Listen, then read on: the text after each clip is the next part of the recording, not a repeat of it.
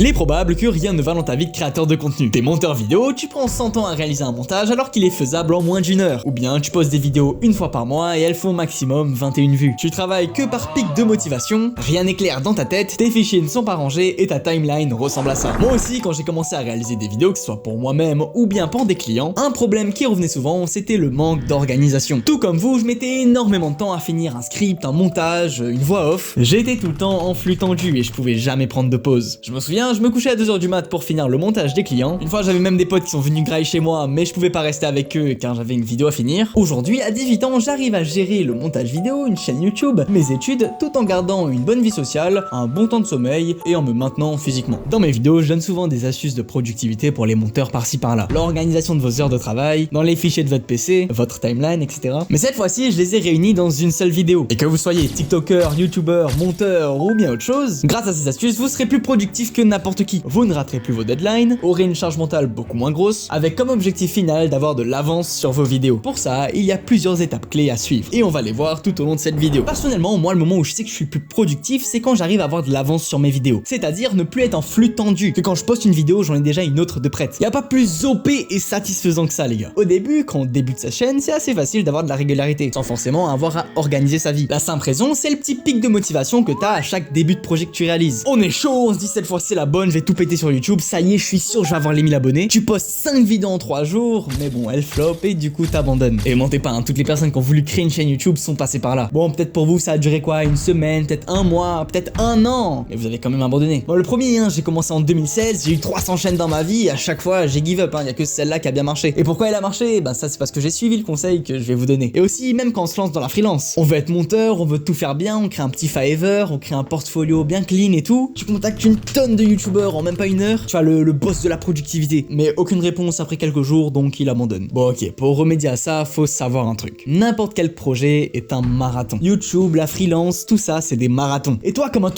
t'essayes de sprinter ce marathon. Non, je pense que premièrement, faudrait calmer sa motivation. Essayez vraiment de réduire ce pic pour qu'il s'étale plus sur une durée, une longue durée, et que ce soit plus de la discipline. Deuxièmement, 99% des gens le feront pas, alors que c'est la raison pour laquelle 99% des gens abandonnent, c'est de préparer tes temps de travail, montage, vidéo à l'avance. En gros, le dimanche soir ou chaque veille d'une journée, préparer les heures de montage du lendemain. Lundi soir, t'écris ta journée de mardi et décris bien dans ton emploi du temps ce que tu vas faire dans cette session de travail. Bah, demain par exemple, j'ai le dérush à faire de cette vidéo, puis j'ai des illustrations à faire. Ah mais si, moi j'ai pas trop le temps de faire du montage vidéo et tout, j'ai les cours et tout, etc. C'est galère. Ça c'est vraiment la pire excuse du monde, je vais te montrer comment on résout ça. On a 24 heures dans une journée. On a environ 8 heures de sommeil, 8 heures de cours, 4 à 6 heures pour les transports, faire du sport, se laver, manger, faire ses devoirs, et il te reste donc 2 à 4 heures de temps libre. Qui souvent durant laquelle t'as juste la flemme de travailler, hein, moi aussi, hein. Franchement quand je rentre de l'école, la dernière chose que j'ai envie de faire c'est du montage. Et du coup j'ai cherché à trouver une solution à ce problème. Je me suis dit la moyenne des personnes se réveille à 7 heures pour aller en cours à 8 heures. Alors que si tu te réveilles à 5 heures et que tes cours commencent à 8 heures, tes 2 heures de temps libre de l'après-midi, ils sont déplacés le matin. Et tu vois, c'est le matin, c'est pas l'après-midi, c'est pas après une dure journée, tu vois, c'est au tout début de ta journée, t'as encore toute ton énergie. Mais là, je sais ce que vous allez me dire. Va te faire foutre, c'est mort, je me réveille pas à 5 heures. Non, c'est trop compliqué, faut s'endormir à 21 heures, frérot, 21 heures, il fait encore jour à 21 heures. Alors, je peux tout à fait comprendre, hein. Moi aussi, au début, c'était compliqué, mais arrivé à un moment, ton corps s'habitue. Le matin, je me réveille presque automatiquement à 5 heures et j'ai de l'énergie si j'ai bien dormi mes 8 heures. Et le soir, j'ai un gros pic de fatigue vers 21 heures. Alors, certaines personnes du développement personnel ne seraient pas d'accord avec moi. Ils diront qu'ils sont plus productifs le soir, après les cours ou quoi que ce soit. Les gars, moi, je vous partage juste ce qui a marché pour moi et ce qui a aussi marché pour plein d'autres gens. Si vous avez pas envie de le faire, c'est pas grave. Mais je vous invite à aller voir la vidéo de ce mec qui se lève à 3 heures du matin tous les jours pour aller réviser. C'est lui qui m'a inspiré à faire ça il y a 2 ans quand je révisais le bac de français. Bref, ayez une routine militaire. Tous ces conseils te permettront de tenir dans le temps et de pas abandonner dès le début. Maintenant que cette première étape est faite, on peut enchaîner sur quelque chose de plus technique. Vous savez, récemment, j'ai mis en place un serveur Discord privé où je me filme vous donner des retours à vos vidéos, vos montages, des appels privés avec moi quand tu veux pendant un mois. Tu peux me poser les questions que tu veux, si t'es intéressé, le premier lien en description. Et du coup, hier, durant un call, j'ai aidé une personne qui avait des problèmes sur la rapidité de ses montages. En gros, elle prenait une dizaine d'heures à réaliser un montage qui était faisable en 1 heure, 2 heures. Le plus gros problème, c'est qu'il avait quelques soucis avec son organisation. Que ce soit sa méthodologie de montage, la façon dont il range sa timeline, mais surtout les fichiers sur son PC. Tout comme planifier ses journées, organiser la partie logicielle du montage permettra de te retirer une grosse charge mentale. Si vous combinez un PC bien rangé avec le plugin Premiere Composer, qui sert à rechercher les fichiers de votre PC directement sur Premiere Pro, alors vos illustrations, vos sound effects, vos b-rolls, vous les ferez en 10 minutes chrono. Déjà, vous pouvez commencer par télécharger un pack de montage. Ça peut être celui que moi j'utilise, il est en description. Ça me permet d'avoir un fichier déjà trié avec des musiques, des sound effects, des vidéos, des illustrations. Moi par exemple, j'ai rajouté un dossier Record OBS pour pour les records que je fais avec OBS, un dossier illustration où j'ai mis les illustrations que j'ai téléchargées, des illustrations que j'utilise pour mes vidéos où c'est moi-même qui fais l'action, des images d'animés, de jeux vidéo, et attention, c'est très important de les nommer, comme ça sera plus facile pour les retrouver dans l'application. Par la suite, vous pourrez acheter un disque dur externe qui vous servira à avoir plus de place et vous pouvez le dédier qu'au montage. Ensuite, ce qu'on peut faire, c'est organiser l'interface de Premiere Pro en ayant des différents layouts pour chaque action que vous faites. Par exemple, j'ai un layout quand j'ai qu'un seul écran. J'ai aussi créé un layout pour les illustrations. En gros, sur mon écran de gauche, j'ai le retour vidéo, le chutier et tous les autres fenêtres. Sur mon écran principal, j'ai Premiere Composer avec tous mes fichiers et ma timeline. En parlant de timeline, c'est très important d'en avoir une qui est bien rangée pour vous éviter de vous perdre dans le montage et surtout qu'une timeline bien organisée vous permettra de monter plus vite sur la durée. En vrai, c'est tout con et ultra simple à faire. Définissez une ligne de votre timeline par chaque point de votre montage. La première sera la plupart du temps les A-rolls,